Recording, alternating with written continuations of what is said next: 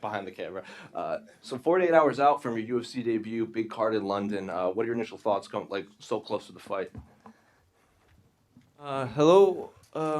Feeling good, feeling excited. Got like a lot of fire in me, and just counting hours, to eat and smash this guy.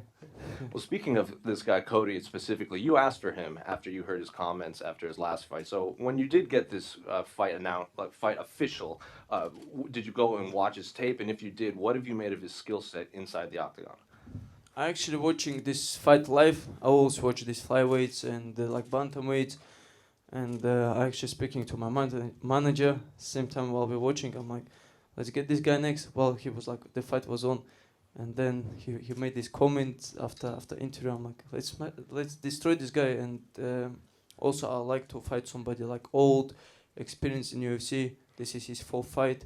To instead of fighting somebody debut guys or on losing streak, like prove the point straight away and climb up the rankings.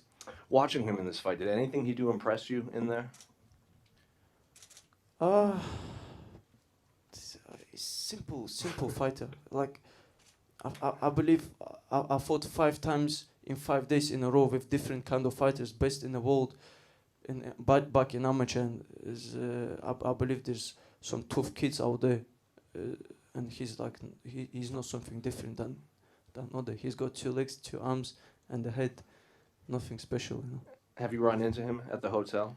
Yes, I was in a lift with my coach, and I was going upstairs. He opened the lift. I think he was going upstairs too, because he's depressed. And I said, "You still alive?" And you look at me, say hello, and he didn't go in. So that's a bad sign. I would go in and see. I'm not gonna eat him in a lift. You know what I mean? I just say like, just stay in touch with U.S. Embassy, after the fight, so you get off straight away. Then finally, I know you wanted to fight on this card specifically in London. So how has Fight Week been for you here in the UK preparing for your UFC debut? Amazing. I came here early.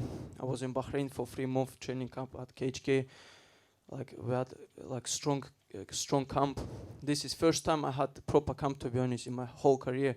I used to compete like 2 weeks before in some wrestling tournament and 3 weeks before in grappling tournaments, and just turn up to fights, like professional fights, but not professional. So, but this first time I've done everything properly. And I was actually in 2016 here in same hotel. My friend Rustam Khabilov was fighting in UFC London. So I was 6 years later, I'm here on the same card. What does this mean to the people in Wigan, Mo? Like, I mean, you and Tom from Wigan, and two of the most talked about fighters in the lead up to this. Have you noticed a buzz? Have you heard from people in the city? Like, I mean, is it creating a big stir? Yeah, in my school, I went to my school actually, and a lot of people actually tune in and watch. And also I train in Liverpool, like in the mornings and nighttime. I train in Manchester, and like all the Northwest, I have like huge support, and it's great to get people behind this sport. Can you tell us about your relationship with Aspinall's father? What he meant to you on your road to being a professional MMA fighter? Andy Aspinall, to be honest, my first BJJ coach. Like I trained with him about 5 years, since I was like kid, and Tom actually was teaching us on kids classes. I used to do the kids class, and then I go to adults class, because I was like crazy kid doing like Thai boxing and everything, all classes in a row, in same day. And Andy, when I left that gym, Andy always stay in touch with me, and humble family. I wish only best to Tom and his family.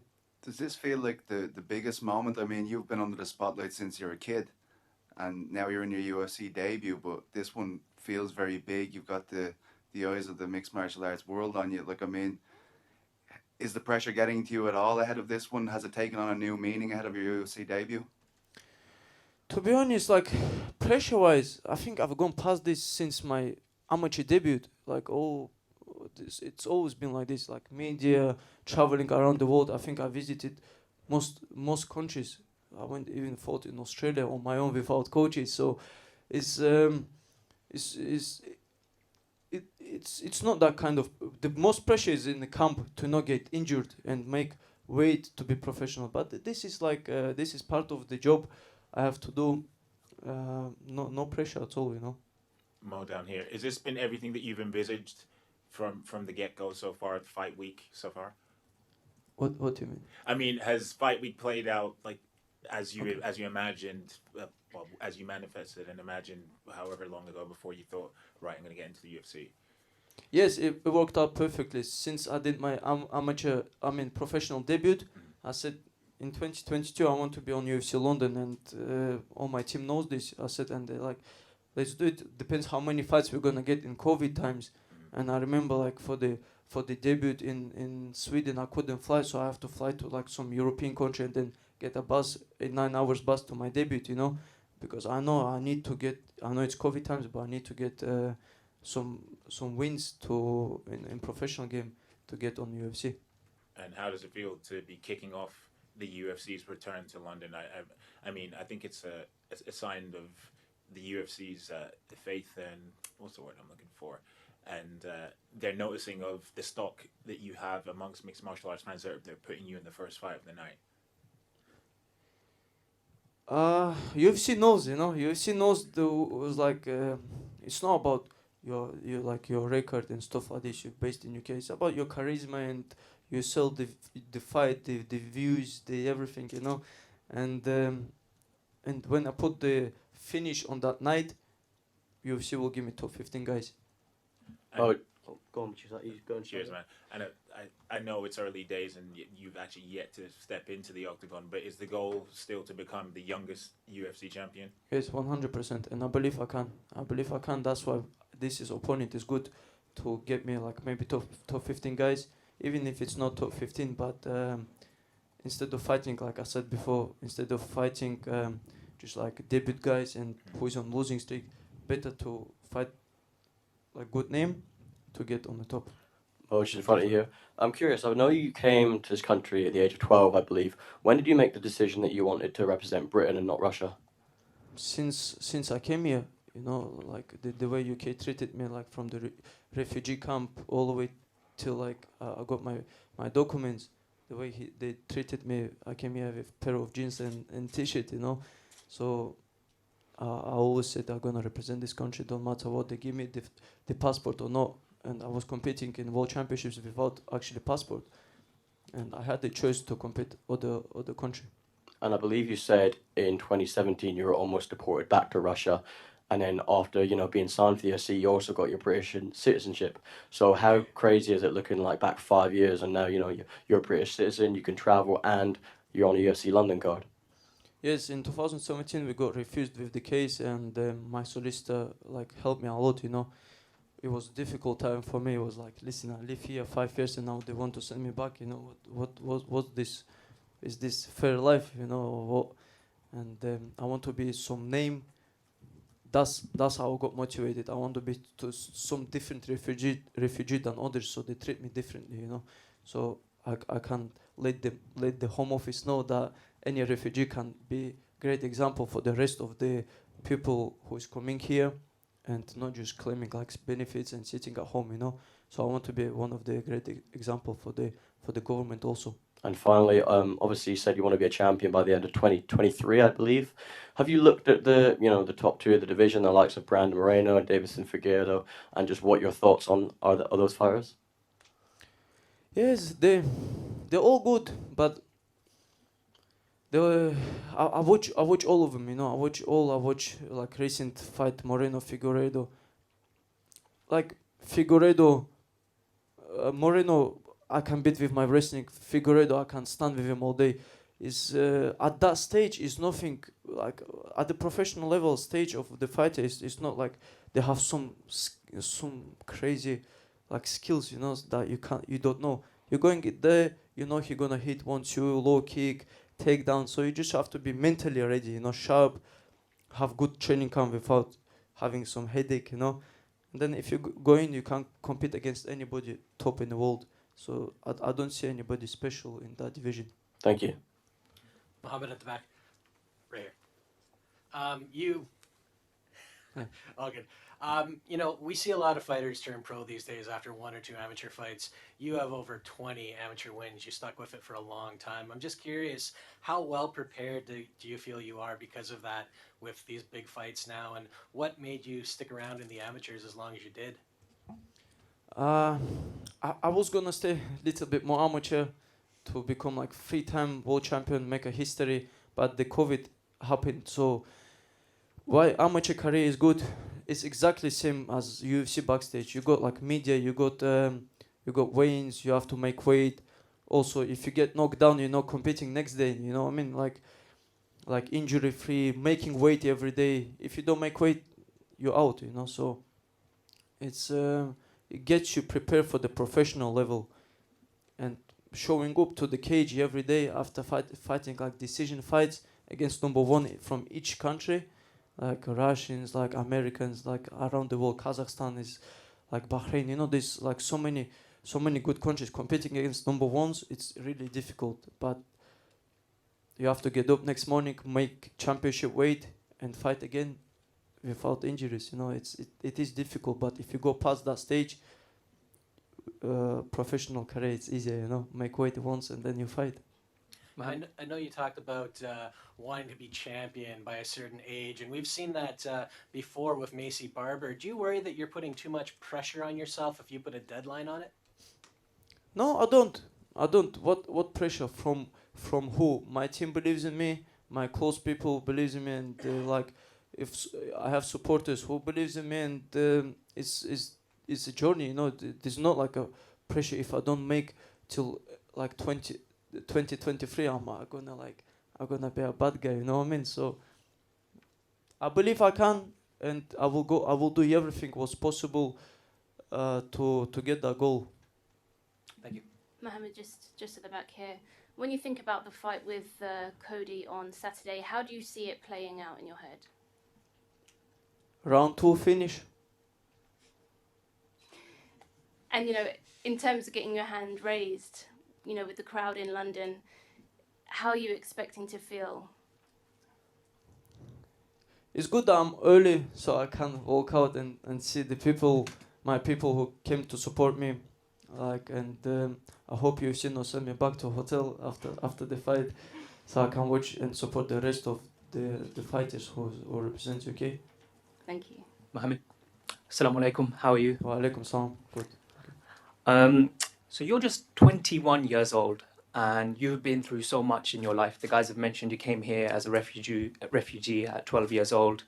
Even last year you got married. I think it was last year you got married as well. There's something that's really stuck to me, and I thought it was really interesting thing that you said in an interview. You said that in school when it was non-uniform day, like you didn't really want to go into school because you didn't have the nice clothing basically to wear and stuff.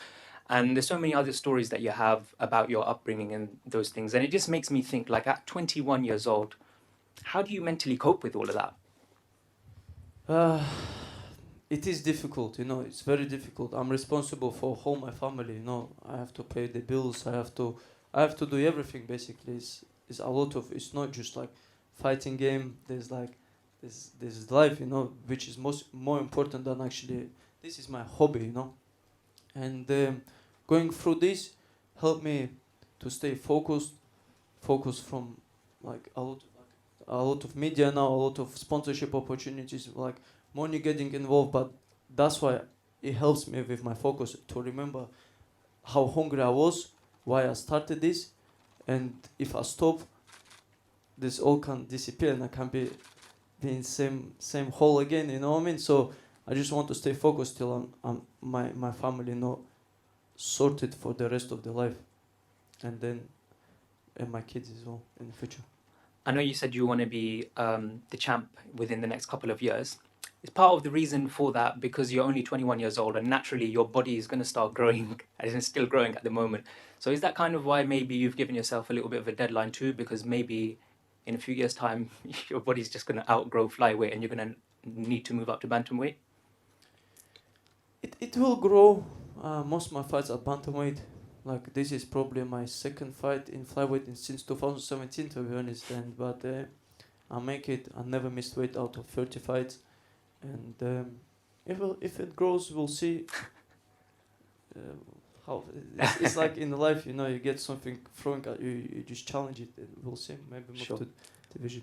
Good luck on Saturday. Thank you so much. Mohammed over here. There we go. Hello. Hello, mate. Do you ever give yourself time to reflect on how far you've come in such a short space of time, and what a journey that you have had to arrive here awaiting your UFC debut? I do look at the back, like the challenges I went through. I'm looking like in the past I went through some toughness, and then like the closer, the further you go in your life, the less challenges coming at you. Maybe because you got used to these challenges, and you start performing better, I believe, because the hard way you little bit done, and now you just concentrate on your performance, not about the life outside as much as you used to be. So, yeah. There's a lot of talk right now with everything going on in Russia and Ukraine. A lot of talk about refugees and how many should be taken up in this country. Do you look at that and see yourself as such an inspiration to many that potentially are coming over here, and there is a life for them, there is still dreams that they can achieve? I believe so. There will be a lot of refugees coming over now, and there's always been like from Afghanistan, Syria, this Palestine. There's a lot of refugees always coming, not just Ukraine. So I want to be one of the inspiration for the people, not just like kids, but for the old people. Like, listen, if you come to different country with just one backpack, you're not lost. So maybe like mindset. Maybe it's something become better in your life. If I stayed in Russia, I maybe be working at the petrol station now. You know what I mean? So don't lose your hope, and just adapt to where you're at now. And finally, for me, where did you get your strength from to just keep going? I believe in God's power. It's like whatever happens. Just have to move on. You cannot sit and like this happened and I'm depressed. Like at some point in my life, like age of like 12, when I didn't understand much in religion side, I was thinking like, why I've been created? Why is all this toughness coming? Like why it happens to me? And then I start learning more, and I become stronger. Top man, good luck.